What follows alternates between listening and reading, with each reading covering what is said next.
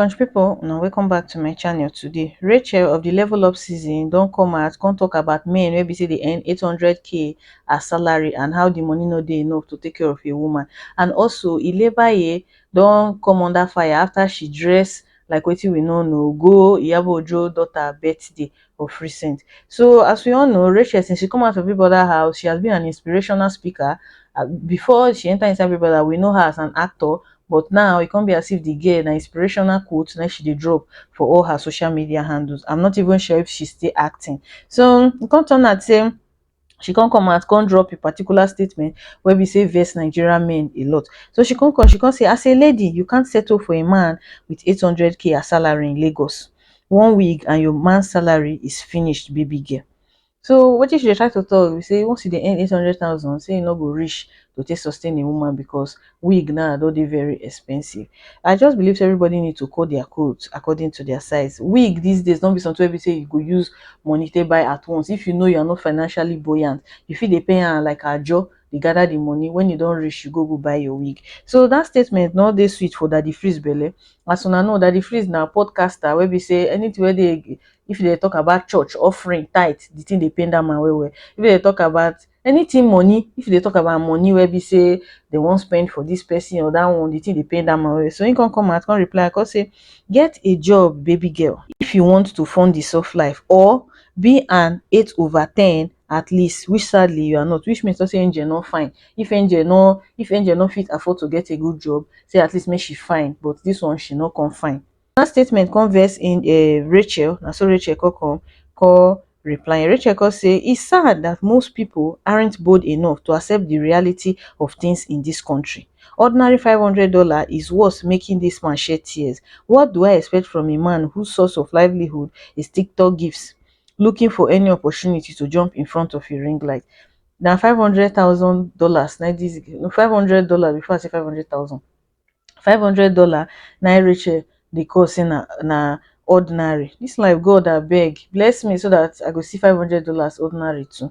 And for the part where we say she dey talk say TikTok gift, do you know how much TikTok pays people wey dey for that place, that platform? Do you know how much they pay them? Where we say they talk down on those content creators for there. Those guys, they are earning big, so nothing can. Make we see some comments under this post where we say the girl post. So the first person here can say, you think you sound smart with this reply? You couldn't even enter BBN as a real housemate. It had to be fake. Another person can say, you all think every lady who has an opinion on what income should be or not is jobless? That lady is a great movie producer and director who works behind the scene and has worked on a lot English movies you all love and watch. You all really think every BBN lady do not have a career beforehand or what? The truth be say, I understand where Racheal dey come from, sha. I understand where she dey come from. Life in Lagos is so expensive. It's so expensive. Normally, life in Nigeria is expensive, but you see Lagos is extraordinary because they get a lot of things where be say you know if you just buy anyhow for this town. And they tell you it's just so hard.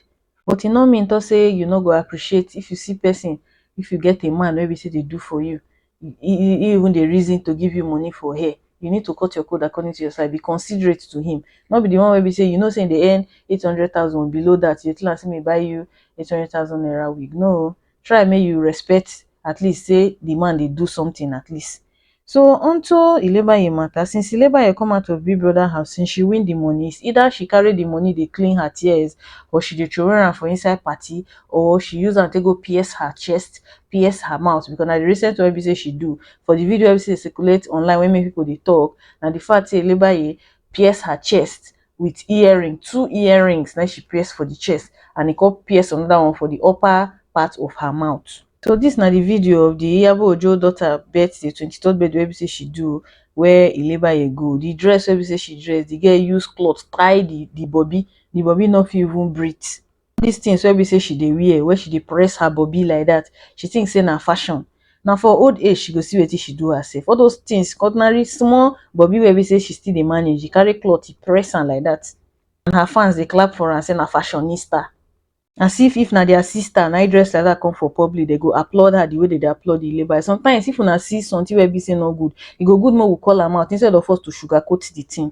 Make we see some comment under this post after this birthday picture and video surface for internet. So the first person say T for tacky, D for distasteful, and Z for zero fashion sense. Another one come say, what do I know about fashion? Come waka comot. The next person come say, e just be like once these people leave Big Brother house, they go just dey lead people go another way. The truth be say, we follow vote for the girl, whether we like to accept the truth or not.